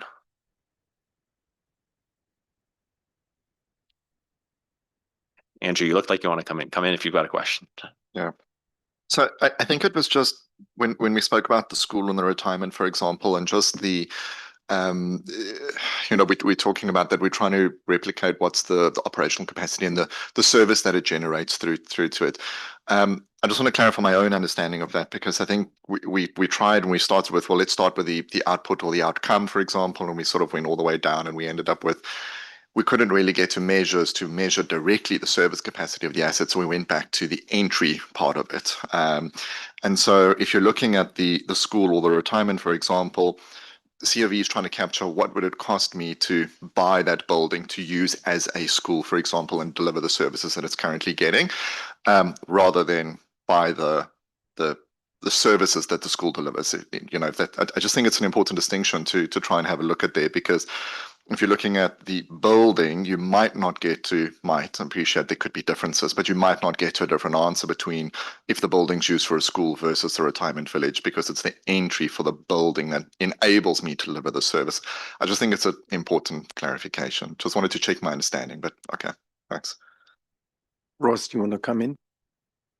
I was just going to say, Andrew, I think that's a good clarification, because the board did, in developing the exposure draft that led to ED 46, did have a debate about whether you could just value the services. And I think staff had put proposals forward the board considered at that time, and it wasn't deemed to be feasible. So it was really about the asset operated in the capacity of the services you're delivering, which is what you're saying. And again, Dave kind of touched on it, but those who were around back then will remember we had these examples we were using, and it made me think of one yesterday when Alex was presenting the keg, because he had a picture of the Copacabana beach, and we talked about that. We said, well, if you have a school on the Copacabana beach, clearly there's a higher market value for that school and that land being positioned there, but children who live in that area need educational services.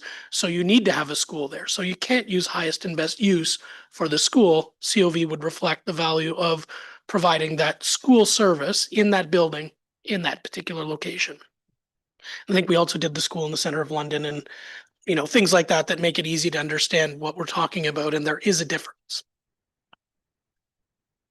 Andrew, one more point I want to illustrate, an example the board talked about that talks about service exactly is early in this project, the board talked about exactly what you're talking about, valuing a service or an asset. And we talked about a bridge that connects two land masses and that cars could go over the bridge. And the board talked about, well, are we valuing the service, which could be a tunnel, a ferry, a bridge, or an airline, whatever it is, or are we valuing the hard asset itself of the bridge? I just want to emphasize that the board did make a decision that they're valuing the asset that's providing the service. So you couldn't go and measure a tunnel because you could provide the service the same way.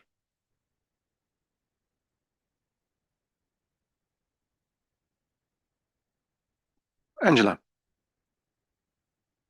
Thank you, Chair. Just to confirm, and I've heard this, but it might be worth just confirming, when you were testing these principles, my understanding was you very much focused on tangible assets and testing these concepts. Can you just confirm that was correct, or whether there was any consideration to intangible assets at the time? So COV, the concepts were developed and tested in the context of IPSAS 45 property, plant, and equipment. And phase 2 was to test whether those concepts, I shouldn't say applied, whether they should be applied in other standards as well. Ross, I don't know what you want to add. Whether and how. Yeah, so again, you're right. The board, in developing the concepts and the proposals, did have tangible assets in mind, as that was the biggest challenge that they had with measurement at the time. But at the end of that project, when we're getting close to approval, the board got uncomfortable approving it and only restricting COV to property, plant, and equipment. It was actually the New Zealand member at the time made a very strong push that the board agreed with, that we needed to consider the applicability across the standards. Hence why we proposed using it and testing whether it would work in other standards. So, which brings us to where we are today. So, but you're right. The hard lifting in the original exposure drafts and the thinking around COV were with tangible assets in mind, and that's how the concepts evolved. So don't see further clarification questions, so move us on, Dave, I guess. So if I do this next section properly, this really illustrates, to me at least, the options the board will have laid out in front of it. It'll take a few slides. You won't see the options right away, but just I'll highlight the slides where you can really think back to, and I think it illustrates the options really well. So I've talked about the conceptual framework, I've talked about IPSAS 46, and now I'm going to the top left of the triangle to talk about IPSAS 45. What IPSAS 45 says right now is when you have assets held for financial capacity, so those are assets that you're generating cash flows from or you're looking to sell, you can either record those at historical cost, or you can use current value, which would be fair value in this case. And as Thomas said, I suspect you were talking about the context of intangible assets, but I suspect the same for IPSAS 45. Most jurisdictions are going to use historical cost. IPSAS 45 also says for assets held for operational capacity, you can record those at historical cost, or I should have been more clear with financial capacity, you have an accounting policy choice to record those at current value as well. And that current value is current operational value. And that goes back as consistent with the concepts raised in the conceptual framework and then the principles in IPSAS 46. And then examples of what we talked about in 45 are schools, hospitals, and then again, linking to the heritage assets part of the project, works of art, historical landmarks, embassies, road networks, links to the infrastructure part of the project, etc. An important point on IPSAS 46. IPSAS 46 presumes you can always come up with a value. And it talks about, especially in the context of fair value, but also in COV, how to come up with value when you don't have observable inputs. With fair value, it talks about level 1 inputs are your observable inputs, level 2 are less observable, and level 3 are unobservable. So it does consider and was tested in the context of IPSAS 45. So in the context of historical landmarks or road networks where you don't have observable inputs, that these measurement bases could be applied. Now, when we get to IPSAS 31, right now, IPSAS 31 says that when you have any intangible assets, you can record those at historical cost, or you have an accounting policy choice to measure those at fair value.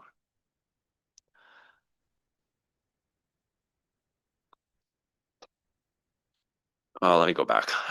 So what this highlights is if you think there are intangible assets that could be held for operational capacity, there is an inconsistency between what our framework says and what IPSAS 31 says. So if you think there are assets that are held for financial capacity and those that are held for operational capacity, then I guess logic would dictate that you would have a line there in IPSAS 31 for assets held for financial capacity to record those at historical cost or fair value, and then those at operational capacity at historical cost or current operational value. What the board decided when they developed ED 90 was that you could have intangible assets held for operational capacity. And because they decided that, what was put forward as a proposal in ED 90 was to have the same accounting for measurement as in IPSAS 45, and you'd have assets held for financial capacity either at historical cost or fair value, and then for assets held for operational capacity at historical cost or current operational value. Now, the way I presented this, it's showing how we've mirrored IPSAS 45, but that's not how the board thought about this when we developed the guidance. It's how we built up the pyramid. When the IPSASB made this proposal in ED 90, it didn't look at IPSAS 45. It looked at the concepts in the conceptual framework, and it looked at what IPSAS 46 said. And when the board decided that there was operational capacity or agreed there was operational capacity in tangible assets, that's what the determining factor was in proposing to have operational capacity for intangible assets. This was the same decision process that the IPSASB used for every other IPSAS standard that was in the scope of this project. And just to go back a little, when the IPSASB started phase 2 of this project, it looked at its entire suite of standards and selected every single standard that recognized and measured assets and brought those into scope, and then asked questions for each of those standards to determine whether there were assets that were held for operational capacity, and that drove the next question whether COV applied. And you'll see on the bottom right of this slide, you'll see all those standards there were in scope, and all those standards except for IPSAS 51 at the very end were in the scope, and the ones that are bolded are the ones where COV was added. IPSAS 51 I added to this because even though it was outside of scope, the same analysis was performed for IPSAS 41. The board decided that for tangible natural resources, they were held for operational capacity. So as a result, we added current operational value as an accounting policy choice that we use to measure those assets. So maybe just to highlight, this is the first inconsistency. So when you come back, so one of our options, this was one of the inconsistencies. Now, the second inconsistency, and I'll ask you to remember this slide when we get to the options later on, is that in IPSAS 31, when IPSAS 31 was developed, I think or approved in 2010, the IPSASB developed a rule that said when you're using fair value, it can only be used in the context of intangible assets when there is an active market. So in ED 90, the IPSASB proposed a fix for the inconsistency between financial and operational capacity assets. But in doing so, they created a new inconsistency between intangible assets in the scope of IPSAS 31 and ED 90, where there's a rule that says you can't use fair value unless there's an active market, and not having a similar rule for assets held for operational capacity and measured at current operational value. This is highlighted in IPSAS 31, paragraph 74, and this was when the board developed IPSAS 31 in 2010, this was a conscious decision by the board to add this rule in. think that's my last slide of this section, so I'll pause again for questions. But I'll just remind you, those two slides, at least for me, are the ones that highlight the two inconsistencies that we're going to talk about when we come to options. Thanks, Dave. And I think that's really important to understand that we have these two inconsistencies, and now we have to find a fix for that. And that means to make a choice, right? Between one or the other. And we will see that in a bit. Okay. So it seems like it's crystal clear so far. So I'll move into active market restriction. So the active market restriction I just referred to is an important part of this project. I think it's really what's driving the challenges around this project. And as Thomas just alluded to, the strategic decision the board's going to have to make either later today or at some point this week. I've alluded to this, but what the active market restriction says is you can't use fair value to measure intangible assets if there is no active market. It doesn't say fair value doesn't apply or it doesn't work. It says you can't use it. It's a rule the IPSASB developed to make sure that, well, I'll get to why they did in a second, but that's what it says. It's not trying to illustrate that fair value doesn't work. It's saying they're setting a limit on when it can work. Do you want to come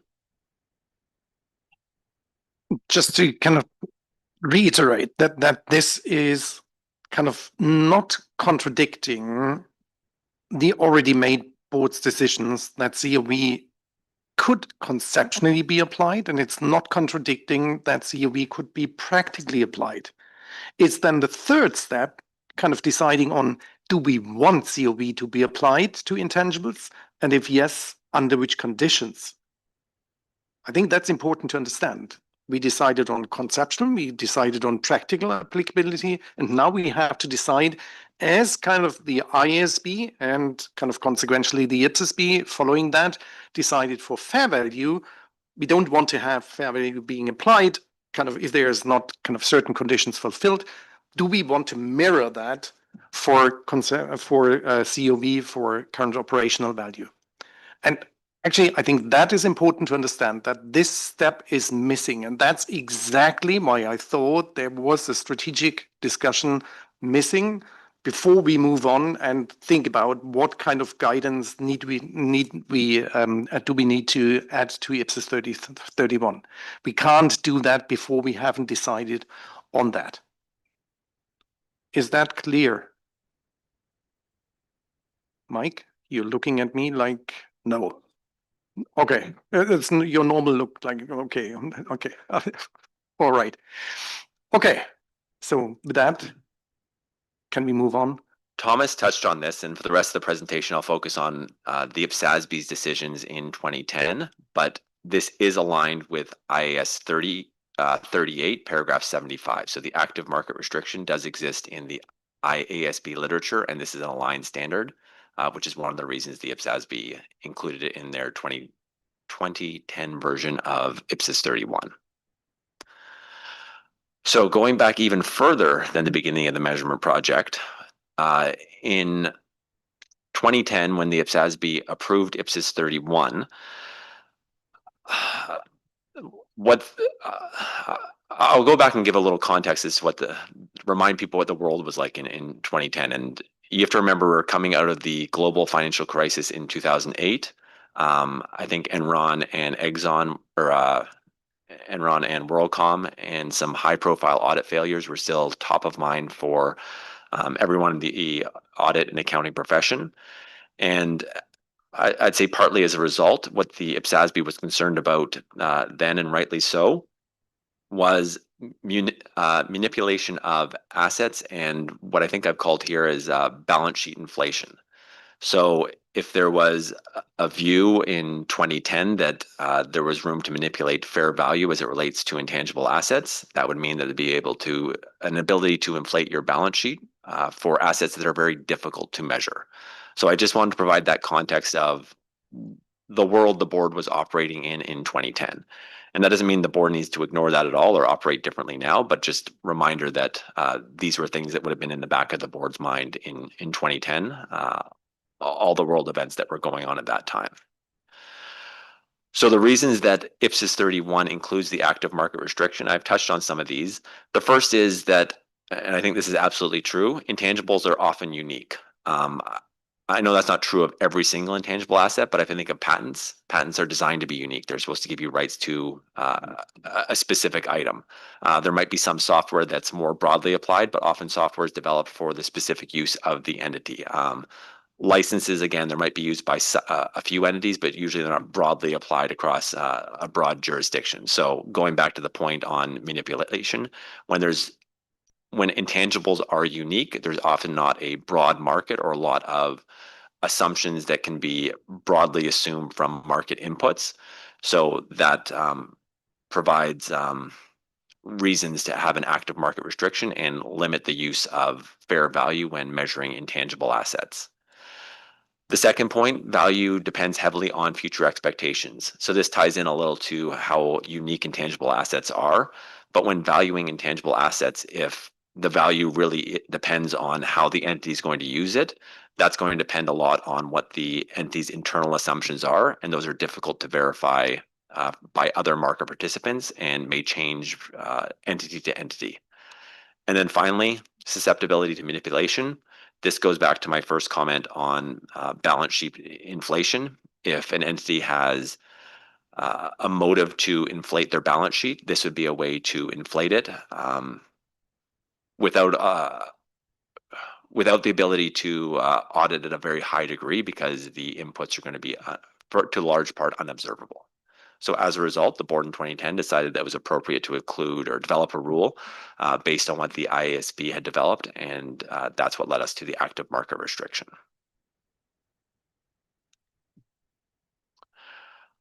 So what's changed, or what's happening in the current context? And to me, the biggest change that's happened is the pyramid that we developed. And the development of IPSAS 46, that was released in 2023. It wasn't even really considered in 2010. The board had no foresight as to where it was going. And what IPSAS 46 includes is detailed guidance on how to value very specified assets. So Angela, you did ask whether intangible assets were considered when IPSAS 46 was developed, and I said no, it was tested in the context of tangible assets. But the only point I would add on to that was it was tested in the context of specified property, plant, and equipment as well. So often when we think of property, plant, and equipment, we might think of the examples I gave, so buildings or cars, but it was also tested for infrastructure. So for highways, we talked about valuing the assets in Paris, so the Arc de Triomphe, the Monet, and assets that are very difficult to value. So I just wanted to highlight that IPSAS 46 was developed and tested in the context of specified assets and provides very detailed guidance on how to complete complex valuations. If you look at some of our more modern IPSAS, we are more willing to move towards valuations that are complex and lean on the professional judgments of the accountants and preparers in those jurisdictions. You'll see in IPSAS 40, public sector combinations, we require that when you are acquiring intangible assets in a public sector combination, they are fair valued. In IPSAS 45, like I said, we tested the principles of IPSAS 46 against heritage assets, infrastructure assets, and determined that even though those weren't observable inputs, it was important to have that information on the balance sheet for decision useful information.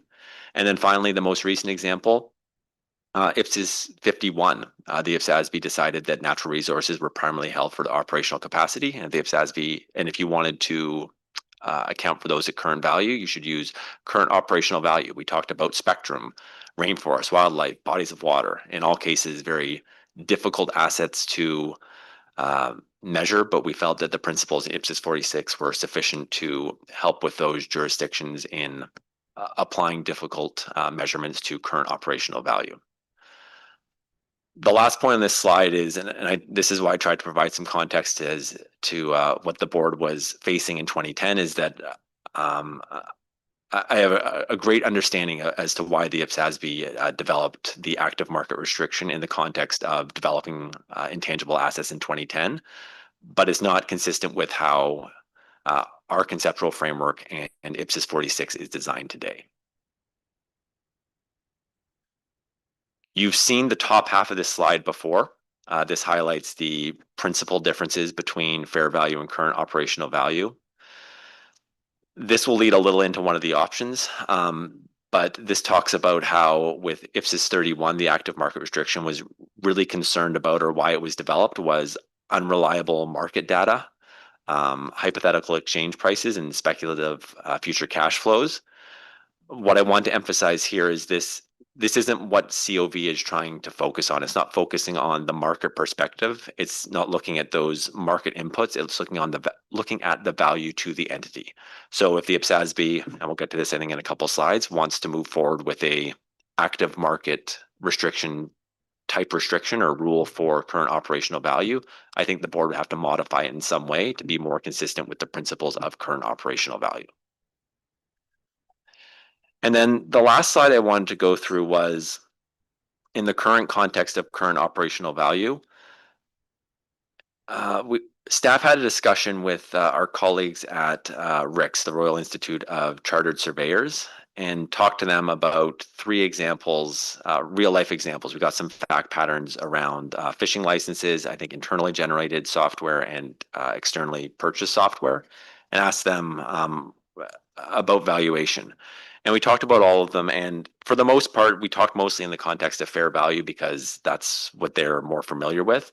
But one of the individuals we talked to worked for a government agency and worked for the tax authority and talked about how all the valuation was centralized within the tax authority. And I thought that was odd, and I asked him why they did that. And he said that the majority of the valuations were coming through taxes, and a lot of it came through estate planning. So when someone passed away, the tax authority had to step in often and measure the value of often intangible assets. And that didn't make a lot of sense to me, but I think if you're a high worth individual, you own music rights or movie rights or things that I can't really comprehend. But what he was talking about was he saw a recent case where someone in his jurisdiction had passed away and the music rights were being passed down to his heirs. And they had to come up with a value, and that value was tested in court. They went to court and tested it, and he said he wasn't debating at all that it was difficult to come up with these values. He said there was a cost to it, but what he always tried to focus on was what he called an appropriate value. And he wasn't overly concerned with coming up with these values because he does it on a day-to-day basis. And something that really struck me was we did get into fishing rights, and he talked about one time when he was I don't know if this is the right word, but he's on secondment to another jurisdiction. He went to this jurisdiction and they'd issued 10-year fishing rights, and they were 6 years in, and the government said this was working really well. They'd issued them to citizens, and the fish were being caught and sold within the community. And I can't remember why or whether we even talked about it, but the government needed to value these fishing rights. And what they found out was that the citizens that they'd given these rights to had sold them to a foreign entity for $900,000 to $1 million, I think.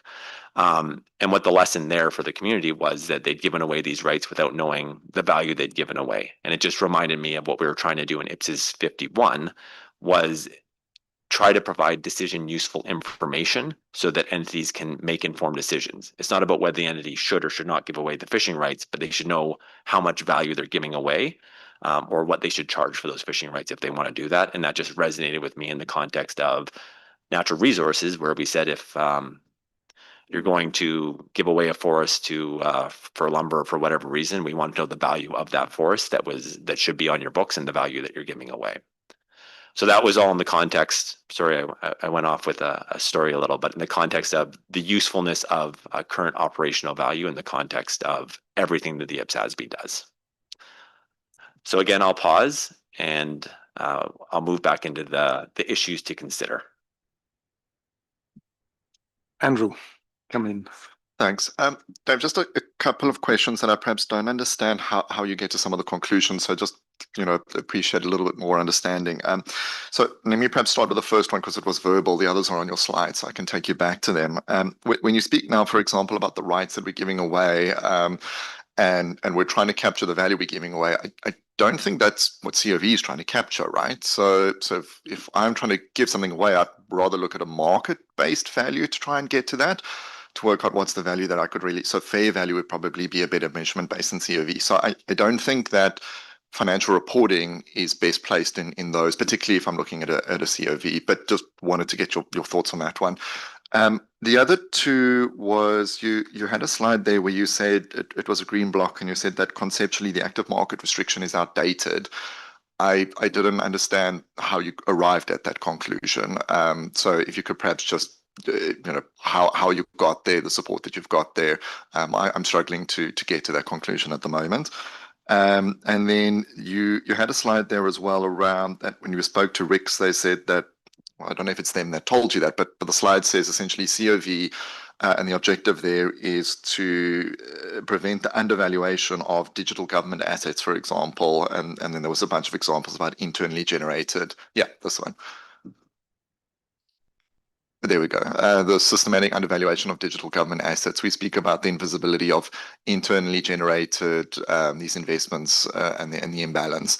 I guess my question around this is again, I'm not sure how COV solves any of those problems, given the way the current intangible asset standard is written, where it doesn't allow you to recognize any of these internally generated assets necessarily. So just wanted to again understand the role of COV playing in here. Is it it's a future role if we change the standard, or how does that apply? So just those 3 points of clarification, please.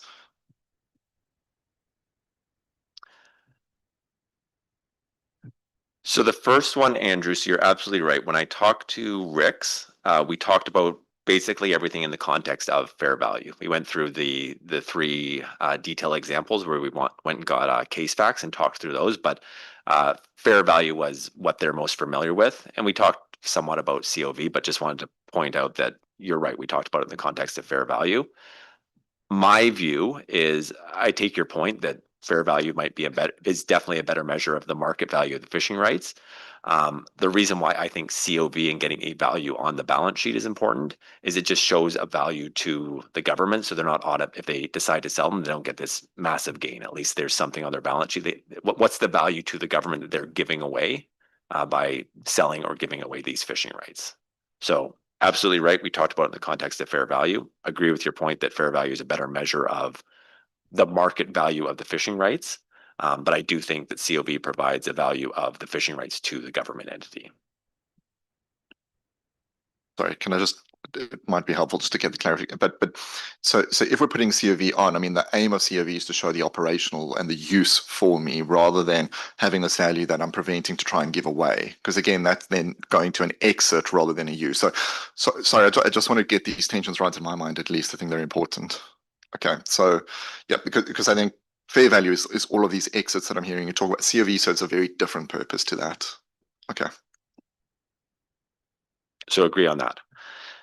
The second point, AMR is outdated. So I can't remember where this came in. It wasn't, definitely RICS didn't come from that. That's a Dave Warren view. So that would be, I was really trying to put myself in the place of the board in 2010, and it's not written down anywhere what was going on in 2010, but it was just, I kind of remember being around in 2008, earlier in the 2000s, where there was a lot of audit failures. And I just remember the context, especially in 2008, where the audit profession, the finger was being pointed at the audit profession on this all happened because the credit losses weren't being recognized early enough. And it just felt to me like the context at that time was we need to make sure we're very conservative in what we're preparing from a financial statement perspective. And then I looked at where we are today, and we didn't have all this measurement guidance that we had back then. I don't know the decision the board would have made in 2010 if they had this measurement guidance, but that's how I came to that conclusion. Do you want to come to? Yeah, just to jump in, and I'm sure you know that from kind of analyzing the literature. I think that is kind of a point which is kind of part of the criticism regarding the IASB itself, and regarding the question why they still keep the active market restriction in IAS 38, their standard. Kind of given the fact that when they came up with IFRS 13, IFRS 3, they didn't repeat that, and they didn't kind of insist on, I want to keep that active market restriction, and I kind of prolonged that into kind of my new pronouncement and new standards. So I think looking at the literature, that's the kind of point where kind of the criticism starts to say, okay, obviously that is somehow outdated. I think all the the critiques saying all the reasons which kind of were relevant 1990, whatever, obviously are not relevant anymore. So probably the IFS or the ISB should do something in order to be consistent with its own newly published literature. So it's not a Dave Warren alone kind of view. It's you're in good company, I would say. Okay, so I think that's useful because I think it's a view, and I guess so I would say I have a different view to that. So I think it's it's not a factual thing. It's a conclude. This is something that the board can debate in going through our decision. Thanks. And then Andrew, you had one last point. I would say Rick's didn't inform anything that's on any of the slides. So just to be clear, I probably should have read the slide before I started telling my story. But I think this goes back again to at least my view on the value of getting a value of any asset on the balance sheet. I think it informs decisions better decision making for governments. Andrew. Sorry, that wasn't the last question, so I just want to clarify it or remind Dave of the last question was just how COV would solve these given the restrictions we have in 31 in terms of perhaps the recognition of these initially. So do you mean right now with fair value having a restriction so you couldn't recognize them? No, so I mean, if you look at, for example, a lot of internally generated assets, you can't necessarily always recognize them upfront because of the separability criteria, et cetera, in 31. So and if you're thinking about these, potentially that would stop a lot of these being recognized initially. So COV wouldn't necessarily. So I just wanted to, if I'm missing something in terms of how COV would do this, or if you're thinking a longer term revision of the standard, put these in, then we've got COV already there, or just what your thoughts were. Ross, do you want to jump in first and then Dave? Well, I would just say we're talking about when you're measuring something that should be recognized. We're not talking about things that don't meet the recognition criteria. And I don't think we want to expand the scope of the discussion in 31 on the recognition criteria, because that is different and there's very specific guidance there and was never meant to be in scope of this project. So I wouldn't go there. I think that's important clarification. Thanks for that. Hervé Adrien?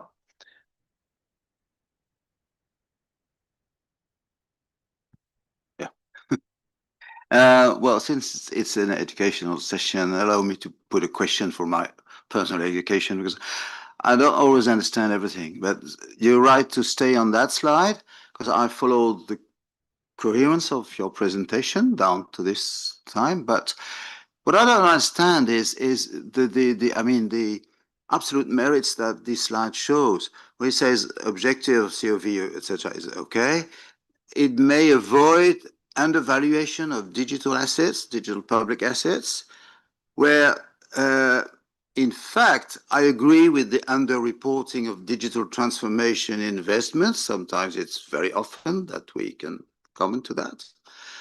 But there is more often a overvaluation of the assets in the balance sheets, because it's better looking. I mean, it's better looking to overvaluate.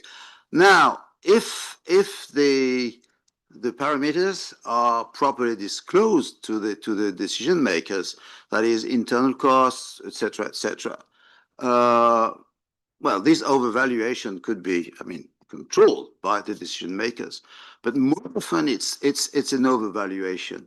And now, if we agree on that COV, they might also overvaluate the assets they have been internally generating. Hervé Adrien. So this one, I don't really understand the consistency of the two. Thank you. Thank you for this that slide. question. Can we park that question for kind of the continuance of the session? I think we are already approaching to 12:30. Our friends of the IMF are already here. But we will not forget that. Don't worry. We will kind of touch on that. But what I would want to kind of, Dave, you to do is to present the issues to consider so that everybody can think about that until we have appropriate time tomorrow to continue the discussion. So, Dave, please. So, Thomas, I think what I'm hearing is I'll present this slide and then we'll do the benefits tomorrow. Okay, so in presenting this slide, I really do think either option is available for the board. I do have a preference, but I'm not trying to insert my preference. I think what the board needs to decide is, if you go back to those tables I showed you, and I can go back into and show you again tomorrow, I think the board needs to decide whether they want to prioritize consistency with the active market restriction rule. I don't think that works porting over directly to current operational value, but do you want to focus more on the rule? Or option B is prioritizing consistency with the measurement concepts in IPSAS 46 in the conceptual framework. And like I said, I think both options are available to the board, and I think this will be the decision for the board to discuss tomorrow. Tomorrow, I will go through the consequences of both decisions. My last point, and then Ross, I know you want to come in, is option B might look more familiar to the board because that's where the board has been going to date. But I'll let Ross wrap us up, and then we'll find time tomorrow to continue this discussion. So just wanted to say thanks, Dave, for taking us through that excellent summary of the project. So for the board to think about these two options, it's a strategic option. So we're not going to debate what they're going to look like and what the option means in terms of what's going to come next, because there's more work to do. So if the board chooses option A, staff will bring back probably in September, maybe afterwards, a plan for how we address option A for the board to discuss and agree upon. Option B is what the board has agreed so far and where the board was intending to go based on the decision they've made. So if the board moves away from that, that's a board decision strategically. We'll take that forward.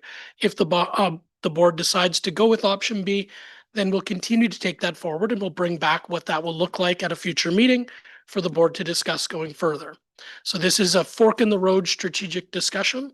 We need the board to land in a position, either option A or option B.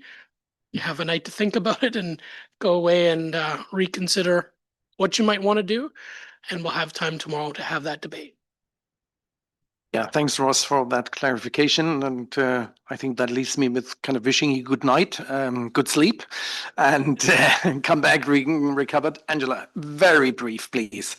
Can you please send the slide pack to the members and TAs? Yeah. There was a lot to take in. I would appreciate the pictures. Thank you.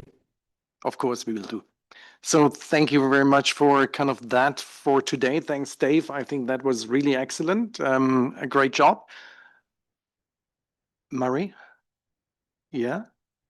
Please come in.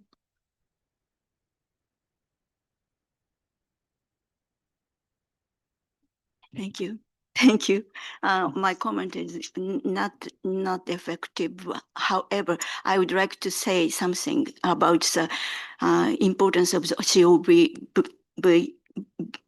in the public sector, and in maybe it is misleading to consider the fair value versus COB, and it is important. COB is important, and not only the physical assets, public sector assets, but also the digital assets, because the United Nations public sector asset management handbook says it is important to have the considering about the demand management and life cycle management and risk management, and I think it is applicable to both the COB, and so it is difficult to measure based on the COB. However, it is clarified the service potential, how to measure the service potential and how to measure the operational capacity in the public sector. I think so. Thanks, Mary. And that's exactly kind of the option B is saying, yes, we understood the principles in the measurement framework and we think it's applicable. So thanks for summarizing that. So that brings us to the end of our technical part of this morning. I would love to kind of invite the kind of IMF colleagues to come forward.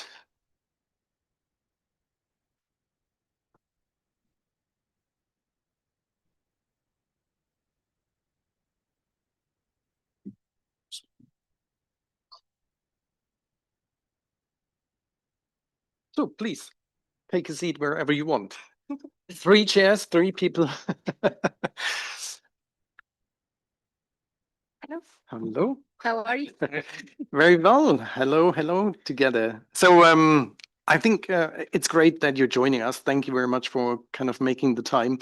I felt that I felt myself urged to kind of say a big thank you to you already this morning. So I did that in your absence.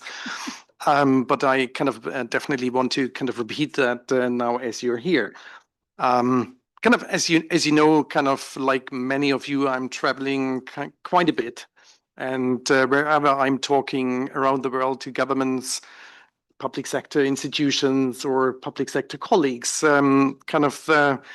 they all kind of, and I talk about the IMF and what the IMF is doing. Everybody shows a lot of appreciation and respect for the IMF's work, its publications, and the impact of kind of that all on them. And so kind of when you as a poor little accountant then kind of come to Washington, D.C., and I think we talked about that over breakfast, and enter the impressive headquarters of the IMF, you can almost grasp, right, this institutional power and strength with your hands, and you feel really humble and intimidated. But there's also another feeling, and that actually dominates. I think over the decades of dialogue and cooperation, a lot of personal friendships have been developed to kind of the great individuals behind the institution. That's much more important, I guess. And so coming to DC for this meeting, for me, that also means seeing old friends, kind of seeing here in the back, and often kind of after a long time. So that's really appreciated. And it's in that spirit that I kind of do not only want to thank the IMF for being again such a great and generous host. I also want to thank the institution for the long-lasting continued cooperation. And I want to thank the individuals for their continued friendship. So I think that's all in summary what I wanted to say early this morning already. So I'm happy that I had now the opportunity to do that. So thank you for coming, and thanks for the appreciation. And again, thank you very much for your great hospitality. It's lovely being back. Thank you. So thank you very much, Thomas, Ross, and everybody. We are really, really happy to be able to host you here this year. You mentioned the work we do. The value of the work we do relies a lot in the data we use. And to have standards is very, very important. If not, we will be navigating a little on the dark side. So we really value all the work that is being done by you. We really like being your partner. We are really looking forward to this afternoon where we are going to discuss a little more how to complement each other, how we use the information, and also from your side, what you need from us. So we really value, again, this partnership.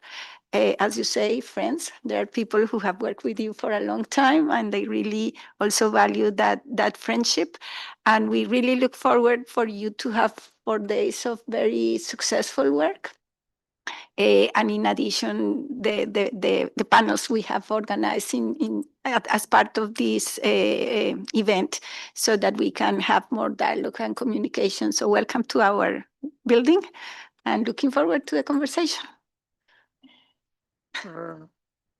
I don't have much to add. I think Carolina said it all, but I would also add that, Thomas, to welcome you as the new chair for the first time in the IF until last time, the previous chair. So, and as Carolina said, we have an interest in what IPSASB is doing because the standards are very important to have a consistent approach to the accounting data, which is so vital for the fiscal reports. And that also is a strong complementarity for some of the standards IMF itself has developed, like the Fiscal Transparency Code, where we actually emphasize how important it is to go for the full balance sheet, full financial statements according to international standards. It's explicitly there. So we value a lot and look forward to continuing the collaboration between IPSASB and the IMF for going forward. Thank you. Well, thank you so much for your kind words. Much appreciated. I took offense when you said old friends. We're not aging. It's just really good relationships. So apart from that, thank you. Look, I mean, I don't really have anything to add to the remarks my colleagues have just made. Maybe just one observation. So I lead the Government Finance Division, and we're actually updating our standards for fiscal statistics, right? So I'm also in awe being, here with you. You are standard setters. You're facing the same challenges we are facing, and I see you working incredibly collaboratively and being very effective and bringing your stakeholders' views to this table and being good advocates. And to me, that is incredibly inspiring, and we're trying to do the same. So hence the collaboration is a natural collaboration, and I'm really looking forward to the event later today. Thank you. Thank you. And I want to thank our teams in the IMF. Putting this together it's a big enterprise. So thank you very much. Again, good collaboration in the planning, but thanks to our teams. They did a lot of work, and I hope you are enjoying the food, and I hope you are enjoying the space, and you will enjoy all the other activities. Thank you. Thank you very much. We are definitely doing that. But before we kind of enjoy our food today, I think there is a ceremony which we kind of normally do in order to kind of show our appreciation. I have one problem now. We have 3 seats, 2 microphones, but only 1 plaque. So we will put our hands together. Yeah. So this is what collaboration is. yeah. So probably we kind of need to stand up because all 3 hands kind of by sitting in is front of the screen. yeah. So yeah, we are collaborating a lot in that. You probably need to go there. So so then kind of that like this. Do a teamwork. Yeah.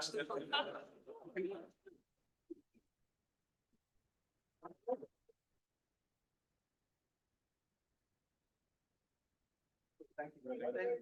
Thank you. And now we can enjoy the food and looking forward to later. Yes, have a box. Thank you. Thank you. Thank you very much. Thank you. Thank you very much. Oh, thank you. It's a pleasure to be here.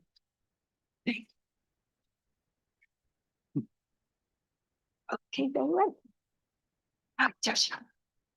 So, and as I understood, I think we are all reconvening in this room, kind of back 1:30 to start with the outreach event then. So enjoy the food.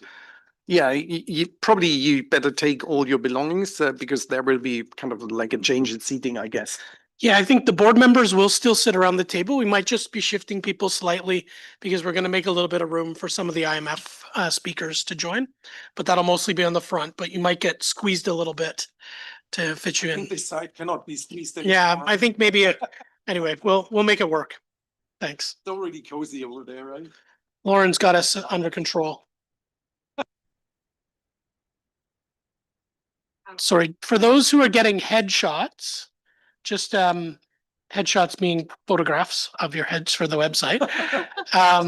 Just to clarify, the photographer's setting up in the portrait room, and we've got a professional photographer and a professional portrait room available to us at the IMF. So we will be doing. The people are going to grab you over lunch to take you. So if someone taps you on your shoulder and says it's time for your headshot, it'll be relatively painless. It's just a photograph. Please go with those people. You'll come back safely.